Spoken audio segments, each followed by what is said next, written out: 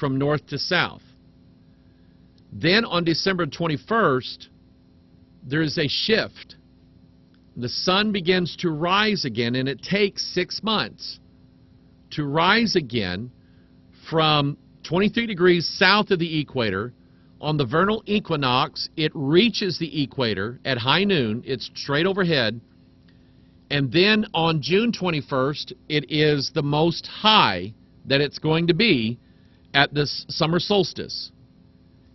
God made that to be exactly that way. Quit giving the devil the credit. I was stunned at this. Have you ever heard of the Venus transit? You know what that is? The planet Venus, the astrologers and the astronomers figured this out a long time ago. They would map the movement or the transit of the planet Venus over an 8-year period. The planet Venus draws a 5-pointed star in the heavens. Who did that? God did that. But what does the devil want to do? He wants to be like who? The Most High God. And so this is why, listen, I'm not Christianizing a pagan day. The pagans paganized a day that God made. Do you follow me on this? I'm not saying it's okay to go trick-or-treating and dress up like Frankenstein and werewolves and witches, and I'm not saying that. What I'm saying is God already made the day, and He put His glory in the signs and the seasons and the days and the years and His gospel and His scriptures. He wrote them in the heavens. So I'm not Christianizing a pagan holiday or a pagan day. The pagans paganized December 21st, March 21st, June 21st, September 21st, and back again. The devil paganized these days and taught a false religion. So you know what I think that we should do on October the 31st? I think that we should rejoice and be glad in the day that the Lord has made. Now, some people are going to write me, or they're going to write me up on the internet and saying, Hoggard's a pagan. Yeah, we caught him red-handed. He's telling you to do this and do this and do this on December 21st and do this. I'm not telling you to do anything except for what the Bible tells you to do. Rejoice and be glad in it. Quit being angry at the world. They're lost. They're sinners. You know what you're doing? You're letting them have an effect on you and your faith and your trust in the Lord Jesus Christ. You're letting them have an effect. You're letting them get dominion over you. I say stop it. There was a guy on Facebook a couple years ago. I mean, he made me mad. And there's plenty of people like him out there.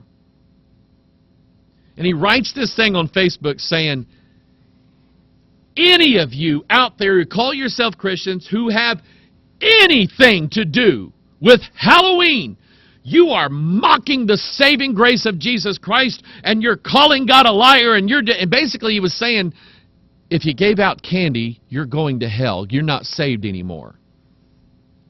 I wrote him back privately, and I said, look, I understand what you're trying to get across here, but that's not your call. You don't get to make the rules for salvation and stick them on people and say, if you don't do what I tell you to do, or you do what I tell you not to do, then you are not saved. You don't get to do that. You know what he did? He blocked me, and then he wrote this monster post on Facebook going, Hoggard's a pagan! He's a pagan! So anyway, that's where I'm going with this. And yes, there is the paganization of all kinds of things. But you know what? They were God's first. I say let Him have it. So if you want to pass out tracts on October the 31st, pass them out. If you want to we made a DVD specifically for today to hand out. Wayne comes over here, he gets, 200 copies. And he's going to hand them out. We've got other people going to hand them out. Why? Because little kids are going to come to their door with their hand out. You know what he's going to do? He's going to put a DVD in their bag. Why not? Why not? Yeah, I know all the pagans. Listen, I study this stuff. I get it. But why not let God have the dominion on October the 31st, or December the 21st, or March 21st, or June 21st? Why not? Let's see here. Where else can I go with this here? Oh, I was going to talk to you about the elements. I remember now. Let's see here. Where can I go here? Oh, I want to show you this. This is actually part of the teaching, the Wicca in the church. Let's see here. Let me get rid of that. Here we go. Okay. Let's see here. If I can make it switch to that. No, I can't do it. I don't know how to do it. Let me go through this stuff very quickly. I'm still figuring out this new way of doing things here. It's supposed to save me. Oh, let's talk about this guy for a minute. Okay? Let's talk about what witchcraft really is. Witchcraft is the performance of a work or a ritual or a recited prayer and certain words that if you say them the right way or you say them in a certain situation or whatever, then you're going to automatically invoke God in it. And that's why Paul wrote the foolish Galatians about who bewitched him. Because they were thinking that in performing the works of the law, that would automatically invoke God to do for them. And I started hearing things years ago about all these worship things. Oh, God's going to be in worship. You want to honor God, get in worship. God is worship. Worship, worship, worship. Everything was all about worship. Everything was all about the performance. And I kept hearing this, and I kept hearing this, that you're trying to think why God is not doing things in your life. Maybe it's because you're not worshiping Him the right way. Maybe you're not worshiping Him enough. And you know what that's telling people to do? If you want God to do something for you, perform for Him. And I'm telling you, and the Bible is telling you, that's witchcraft. Is it wrong to worship God? Oh, no! 1,000 times no. But why? Why are you worshiping God? Why would you worship God? Why should you worship God?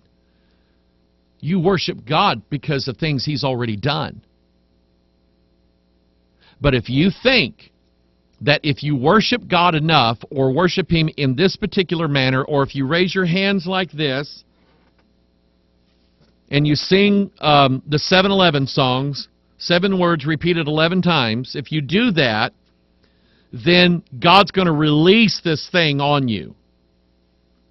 That's witchcraft.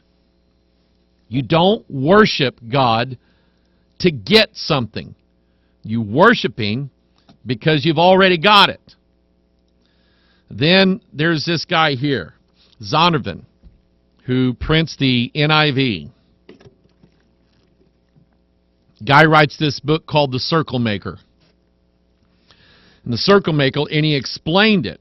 He gets his ideas and his doctrine not from the Bible, not from the Scriptures, not from the writings of Paul or Ezekiel. He gets it from a Jewish fable. Think of who is at the core of the false doctrines of this world. He gets it from a Jewish fable about some guy that wanted God to do something, and he decided to draw a circle, and he wasn't going to get out of it until God did something.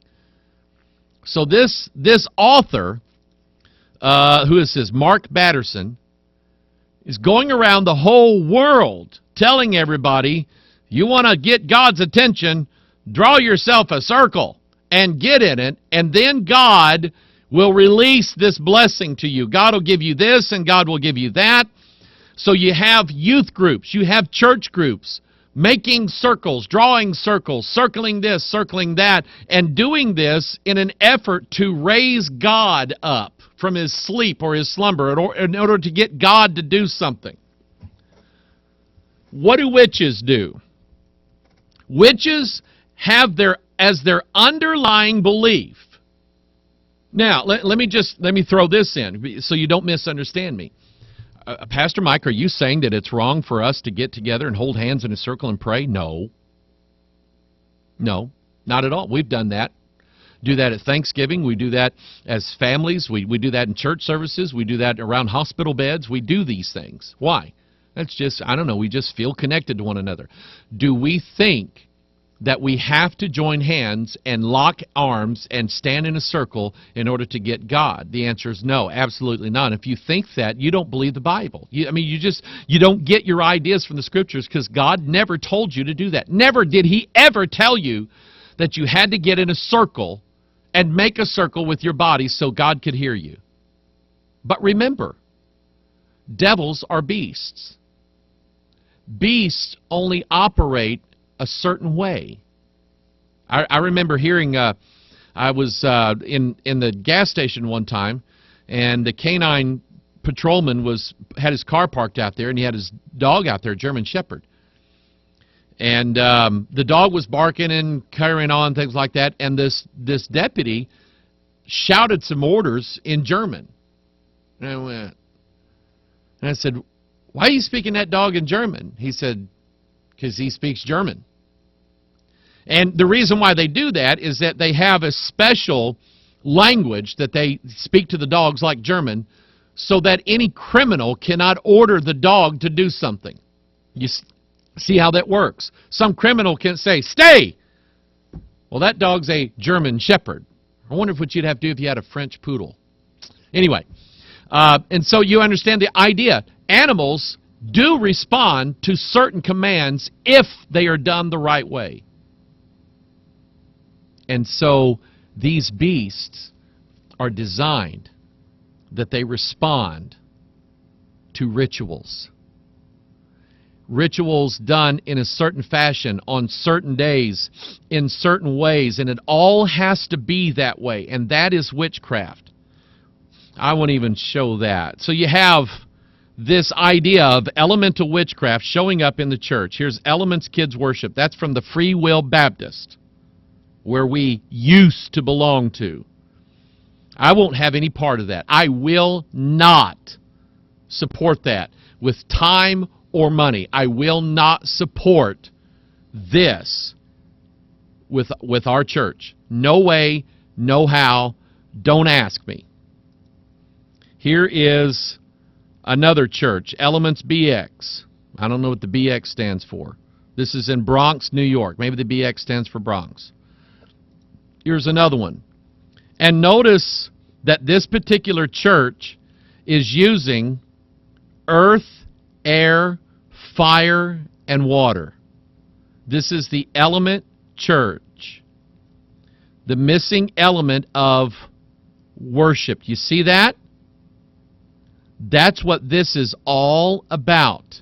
If we perform based upon the elements, then God, or the God,